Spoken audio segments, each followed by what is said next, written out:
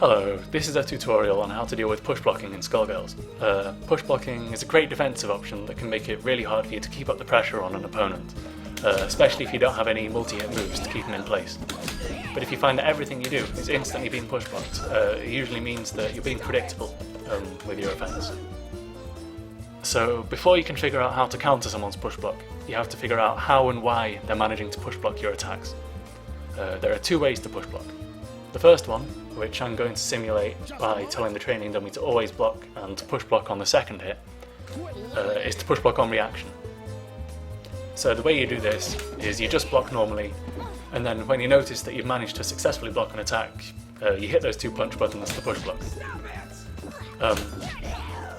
Because they've got to wait, see that they've blocked something and react before they can push block, that usually means there's going to be about a half a second delay or more before your pressure gets push blocked.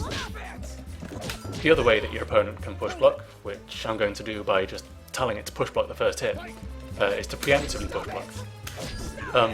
This means that your opponent is pretty sure when you're going to hit them. Say, when my Cerebella jumps in or something, Pinwheel's pretty sure I'm going to hit her. So they just hold back, and then when they think the attack's probably going to hit, they just hit two buttons. And if you manage to guess right, then they'll push block your first hit straight away. So if you see yourself instantly getting push blocked, especially with a light attack or something, that means that your opponent's doing it preemptively. So to deal with reaction push blocks, the best thing to do to stop them from push blocking half a second or so into your block string is just to do really short block strings. Don't do anything long enough that they can push block it on reaction. So for example, walk in, hit them once, go for a tick throw, or walk in, hit them once, go for an overhead, or a fast cross up or something like that. Doing things like this just won't give them time to push block on reaction. You can also try and bait late reaction push blocks by doing your first hit and then giving them just enough time to accidentally backdash if they try and push block, like that, and then go for another hit. So if they see that they've blocked a crouching light kick and are pretty certain that I'm going to go for a medium kick afterwards, I could do the crouching light kick, wait just long enough for them to hit the push block input and get a backdash, and then go for another one. Oops. Like that. So that's how you deal with reaction push blocks. Staggered pressure, very short block strings into mix-ups. Preemptive push blocks, on the other hand, the first thing to do to deal with them is to realise that you're being preemptively push blocked and why they're managing to do that. So for example, in this situation, I'm just going to dash towards Pinwheel and a crouch block, a crouching light kick. And if this is happening to me in a real game and my crouching light kick instantly getting push blocked, I've just got to think, wait, how is Pinwheel managing to do that? So in this case, she realises that every time I dash towards her, I'm going for the same thing, and she just push blocks it straight away. So once I've realised that she does this, I'm just going to turn off the automatic push blocking and tell the dummy to push block every time I hit the playback button. So yeah, once I've realised that that's how she's managing to push block me, all I got to do is vary the timing of this first hit.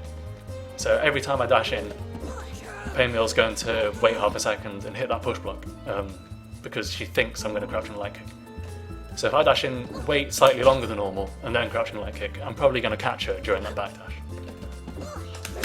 Like that. So that's one way of dealing with it. Another thing to do is, because in this case I'm doing a low hit first, I know that she's holding down back to push block it. Where's this? So yeah, if I tell the dummy to only block low, that's a more realistic representation of what Pinwheel's doing. So another thing I could do, instead of varying the timing, I could vary the height. So I could dash in and go for a fast overhead, which Pinwheel's not likely to block, or dash in and do a fast throw. So this is different from dashing in and doing one hit and then something else, because I know that my opponent's going to preemptively block the very first hit that I do. So it's that first hit that has to be a high or a low or a throw or something that they're not expecting. So another example of this would be if an opponent is preemptively push blocking my jump ins, I could instead just empty jump into a low, or empty jump into a throw, or something like that.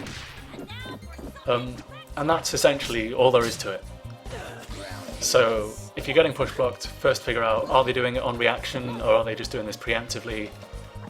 If they're doing it on reaction, keep your block strings really short so they don't have time to do it on reaction, or maybe stagger your pressure to try and hit them as they do a late push block.